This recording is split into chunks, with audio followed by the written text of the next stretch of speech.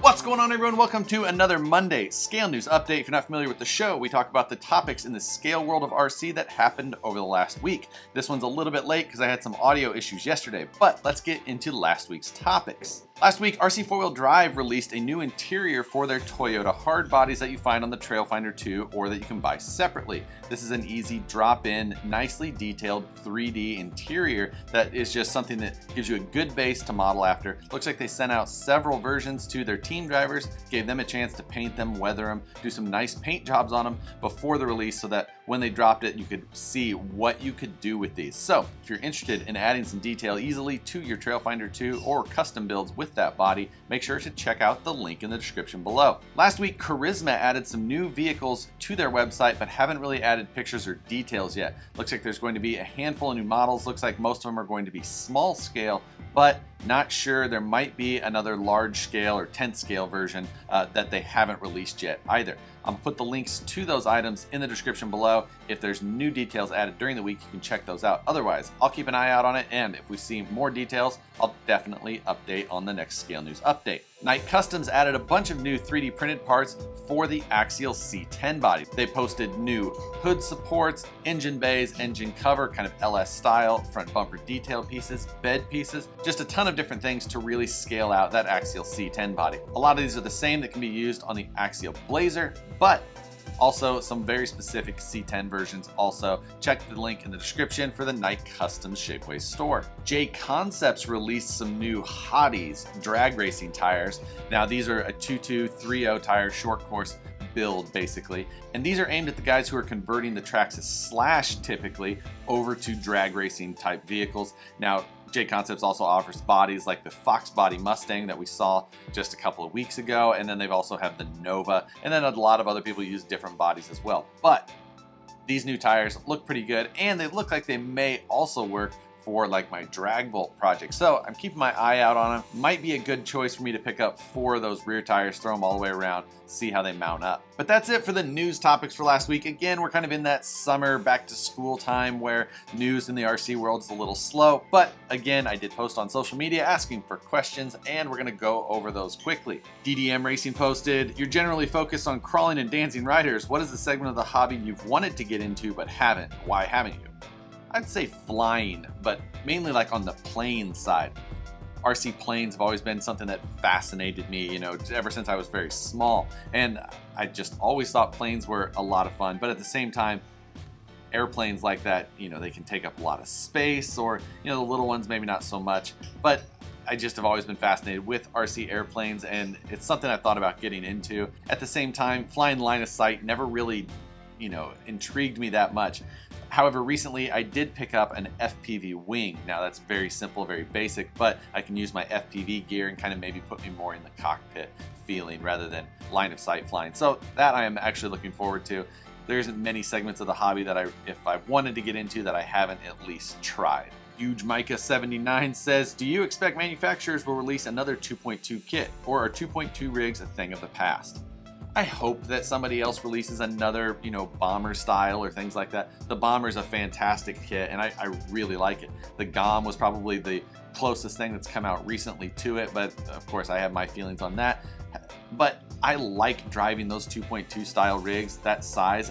I really enjoy that. I hope that they're not a thing of the past, and I hope that somebody does, but at this point, I don't know if they will, because if they don't have a rig yet, they're probably going to focus on that more popular 1/10 scale 1.9 rig and go that route.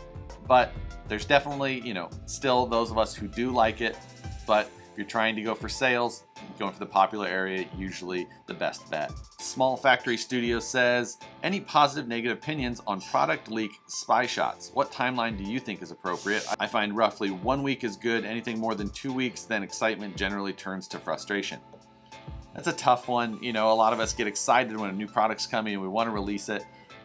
It depends. There's a lot of factors that go into it, depending on if, you know, you're releasing something that's going to compete with another product, or if it's something completely new, if it's something that's expensive and maybe people need to save up.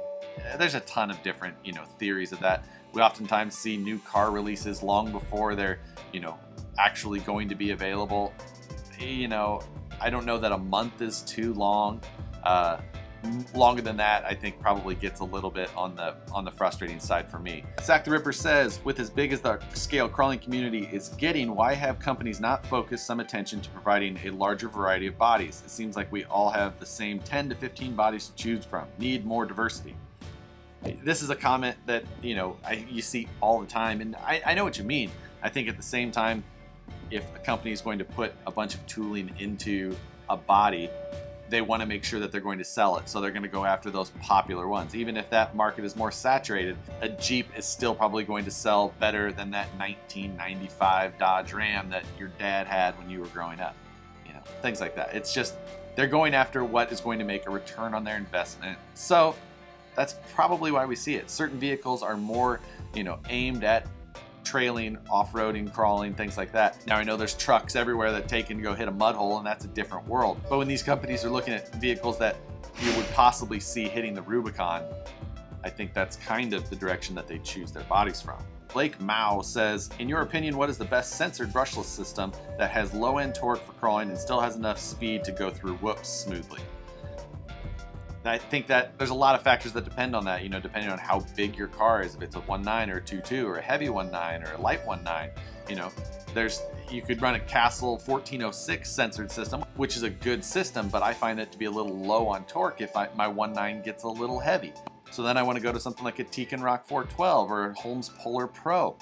Or if I get a really heavy car or a 2.2, then I want to go to like a Rock 412 HD or something in that longer can. So, you know, there is no perfect system. There is good systems for different setups. You just have to find what your setup is and find what motor is going to fit your style the best. Aiden184W asks, favorite crawl spots in NorCal? I'd say my favorite spots are Donner Summit, Bald Rock up near Chico. Folsom Lake's just a good close one with tons of variety near me. Those would probably be my top three, like just go-to locations. Cisco Grove definitely fits in there as well. You know, there's so much crawling around here. It's mainly just about things that are easy to get to, have, you know, conveniences nearby or are close by my house, things like that. So those are my I guess top four.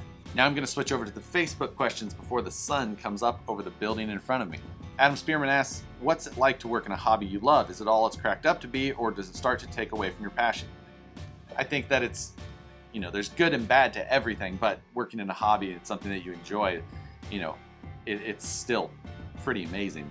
You know, while there's always going to be things, you know, managing whatever it is, that is just managing something. You know, you could be managing widgets or you can be managing RC cars, and then in the end you get to play with RC cars. So it's still pretty awesome. Aiden Coyle asks, when will we see some pod racing? Definitely want to film some Dancing Rider racing. They're too much fun to drive. I just need to try and get everybody as into it as I am and make them make time to come race with me. So that's the biggest problem. It's not me. Jesse Stainer asks, any insights on the new G-Made bomb kit?